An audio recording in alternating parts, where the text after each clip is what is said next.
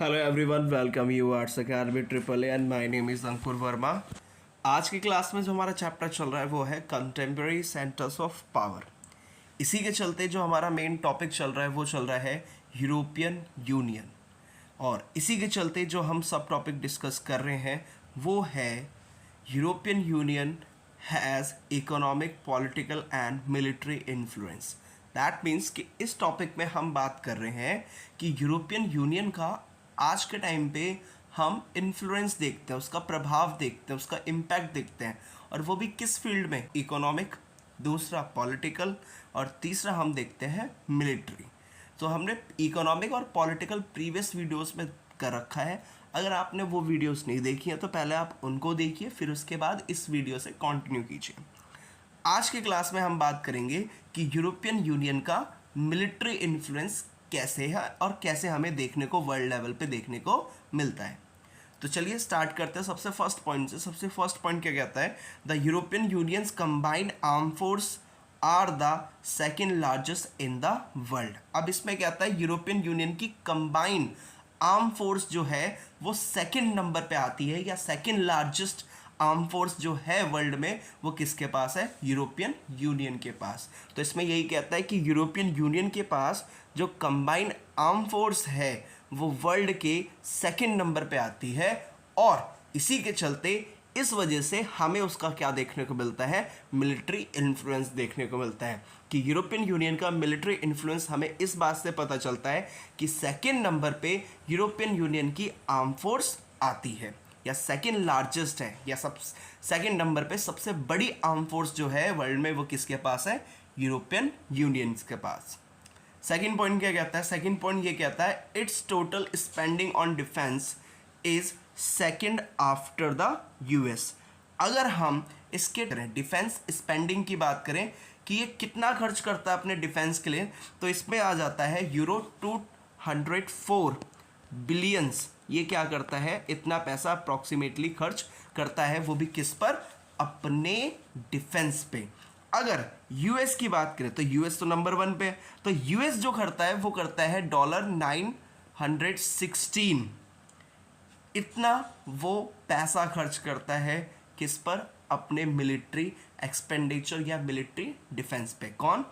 US करता है 916, और इसके साथ साथ यूरोपियन यूनियन जो अप्रोक्सीमेटली करता है वो कितना है? 204 बिलियन यूरो क्या करता है? खर्च करता है, वो भी किस में? अपने मिलिट्री स्पेंडिंग पे। तो हमें ये तो पता चल गया कि यूरोपियन यूनियन के पास वर्ल्ड की सेकंड लार्जेस्ट आर्म फोर्स है।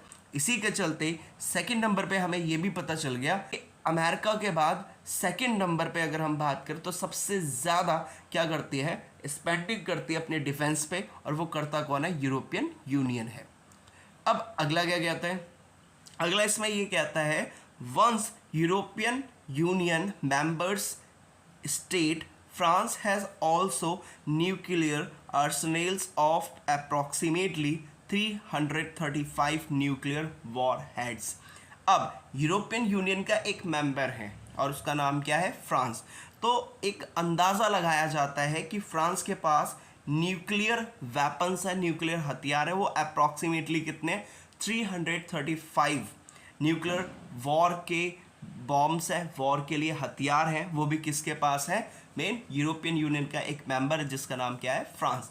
तो फ्रांस के पास न्यूक्लियर आर्सेनल जो है वो फ्रांस के पास कितनी है? 335 अप्रॉक्सीमेटली उसके पास न्यूक्लियर वेपन्स है, और इसी के चलते, और जो फ्रांस है वो किसका मेंबर है? मेन यूरोपियन यूनियन का। तो थर्ड पॉइंट यही कहता है हमारा कि वन यूरोपियन मेंबर, की एक यूरोपियन मेंबर जिसका नाम क्या है? फ्रांस, उसके पास अप्रॉक्सीमेटली कम से कम न्यूक्लियर वेपन्स जो है वो कितने? 335 मेन उसके पास न्यूक्लियर वॉरहेड्स हैं या न्यूक्लियर हथियार हैं।